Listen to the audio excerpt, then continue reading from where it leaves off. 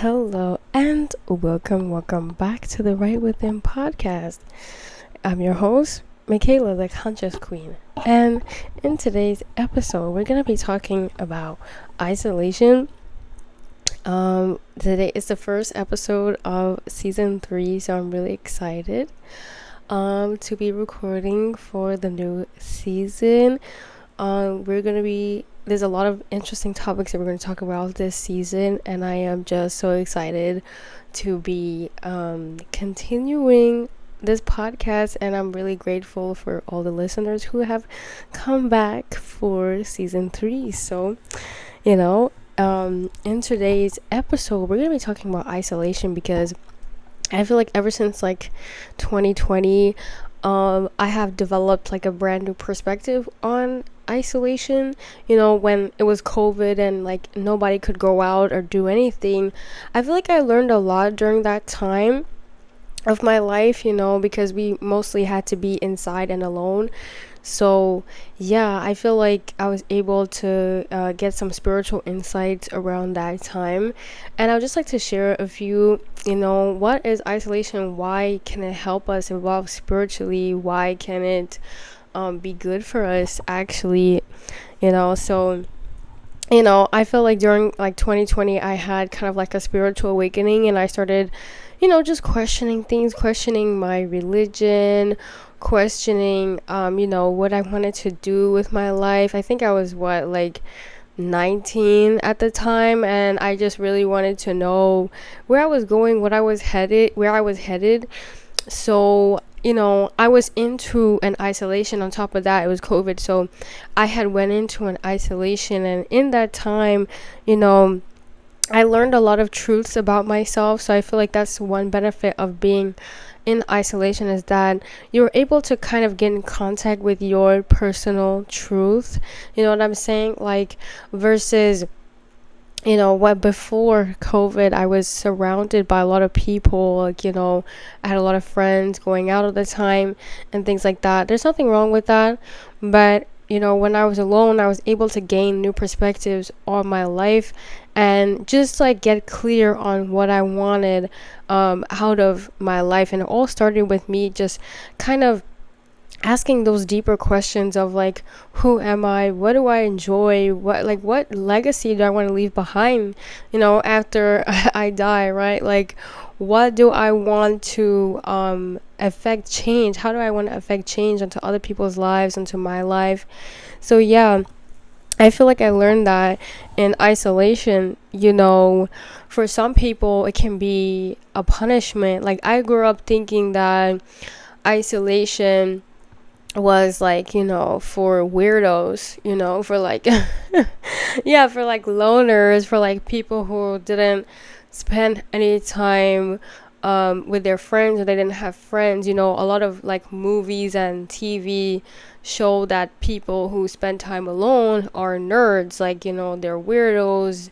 And so I had always had this stigma against being alone. But as soon as it happened to me, I had so many epiphanies, so many so many revelations that I had while I spent time alone. I feel like only people who do not enjoy being alone would see isolation as a punishment, but it's really not.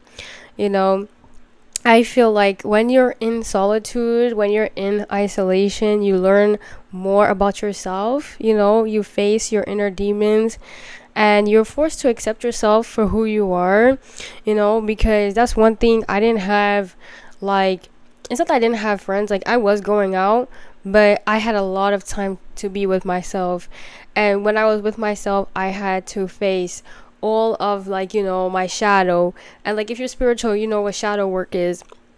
So I did a lot of shadow work at that time, facing my demons, also accepting my light qualities, the things that I love about myself, things like that. But that's what being in isolation, or that's what being in solitude does. It helps you to accept yourself fully. Okay. And I feel it also helps with self-esteem as well, because when you spend time alone, like, you're able to identify like what type of people you actually want to hang out with, right? Because now you have spent so much time by yourself. Now you're like, okay, who do I actually really want to spend my time with? Like, what do I actually want to spend my time doing? Right? And then you realize that most people have low self-esteem. Okay, like most people, especially if they're always going out, always together, the self-esteem is probably low, because they have not spent enough time with their own demons. They have not spent enough time with their own like insecurities and things like that. And it's the people who do, right? The people who do spend enough time alone, who are comfortable with their shadow, with their light side, they go outside and they're confident. Why? Because they fully accept everything that they are. So yeah, that's what I noticed. Like when I came out of isolation, I noticed people have a low self-esteem, and they will try to get you to have a low self-esteem by getting you to go out, and getting you to go out and go out places that you don't want to go, and you don't have to go. Legitimately, like, like sometimes it is better to just be at home alone, watch a movie. Yeah, exactly. So I've realized that people who they enjoy spending time alone, they're more self-assured, they're more confident, and they allow themselves to be around quality people, not just like people who want to take advantage of them, or just, oh, somebody come around to just because they want to hang out, like hang out and do what, right? Like like like we spend time around actual people who uplift us, who speak life unto us, right? So that is also a perk of being in isolation and being in solitude. Because why? Because you get to know yourself, and when you go out, you get to surround yourself with like-minded people, okay? People who gonna pour into you, people who are going to give you like encouragement, and you do that for them, right? And this is how like your relationships improve, and you're not like superficial anymore, because a lot of people have superficial relationships. They only get together based on what they have on the outside. Oh, you have this car, oh, I have this car, right? And they kind of only get together based on, oh, you have this bag, oh, I have this bag. But if you remove these things, what do they have? Nothing in common. Exactly. If you remove these things, they're just like, they're just like empty relationships. So when you spend time alone, you get to connect with people on your hobbies and what you really like, and that is when you will start to get these amazing friendships, relationships, things you never even thought you would get, because you're being authentic, you're being your true self. Okay, isolation is really only a punishment for someone who does not like spending time with themselves. They don't like themselves.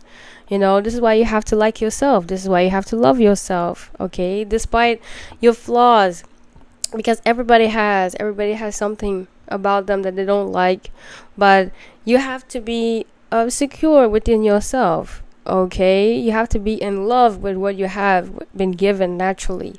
Okay, this is how you stay strong. This is how you attract healthy, loving, genuine people.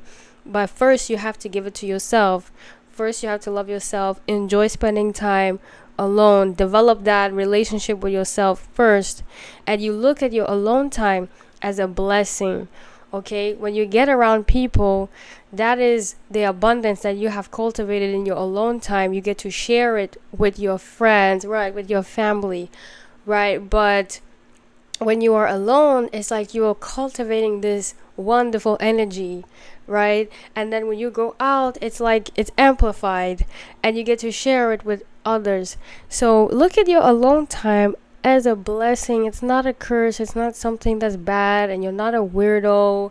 If you want to spend time alone, like just spend time, do your meditations. And when I'm alone, I like to do my meditations, and then eventually it will feel good. it will feel natural. And you learn how to balance, right? You learn how to balance between being alone and being around people. Okay? And your solitude, it can be enjoyed in like a lot of different ways. Okay, you have different hobbies, you can focus on your health and wellness. Okay, you can learn new skills, or even you build a business. If you have a few friends or family, you know that don't enjoy you being alone, maybe you don't spend time with those people, because they don't understand why you want to be alone. But if you have friends and family and they encourage you, oh, okay, you want to spend your time alone, okay, that's fine. Sorry, my dog is barking. I hope you guys don't mind. Anyway. Yeah, so anyway, so if you have friends and family and they are like, oh, why are you always spending time alone?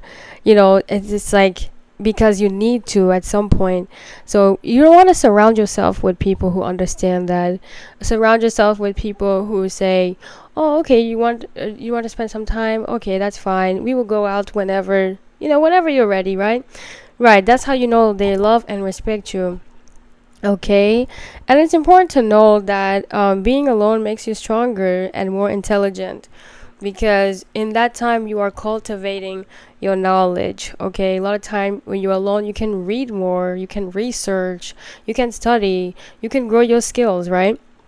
So, you use this time to educate yourself, and you can even use this alone time to just self care, take a bath, have some wine, or have a nice dinner, or, maybe do a face mask, maybe listen to some smooth music, like whatever makes you feel good in your self care. You take your alone time and you do that, right? That's how you show yourself love. And when you start to show yourself love, you can do it for other people. Okay, you can even spend this time thinking about what you want to do with your life, your future, what you want to plan for your future, right? So there's many things you can do in your alone time. And some people use it to pray, like I said earlier, prayer, or if you have religion, you can practice your religion in your alone time, or your meditation, or really any spiritual a deity or whatever it is that you believe in, right? You can use your alone time to do that. So I feel like what's the word in conclusion? Yeah, in conclusion, I feel like um for the most part, you just need to be able to enjoy yourself, so that when you get around other people, you don't feel like you are squeezing yourself, you don't feel like you are shrinking yourself, you feel like you can be who you are, because you have spent that time alone, and you know yourself and you're confident. So that confidence, it carries on to others, and you will then start to feel better the more you are around other confident people. Okay, so this isolation or solitude, if you're going through this, or if you have been through this, um it can teach you how to love yourself. It can teach you how to be, I guess, be comfortable with your exactly be comfortable with yourself, and be comfortable with other people, right? And sometimes, even in your isolation, you can think of it as your protection. You can think of it as, what, maybe I'm, I'm by myself because I have to work on myself, right? Like, maybe I have things that I need to do, that I need to work on, that I need to improve on. So your isolation can be a very beautiful gift from the universe. So, I feel like that's something that you can consider, especially, especially if you have thought about isolation as something bad or it is sad. It doesn't always have to be. You can be in solitude, but you don't have to be lonely. Okay? So, yeah, I think that wraps it up for today. Thank you guys so much for listening to the podcast and coming back for season 3. Yes, so in the next episode of the podcast, we're going to be talking about fitness and exercise. I mean, this is one of absolutely my favorite topics, because I've seen so many improvements in my own life, of working out and being fit, and the spiritual benefits of frequent exercise and fitness. Okay, so tune in to the next episode 2, season 3, and stay right within.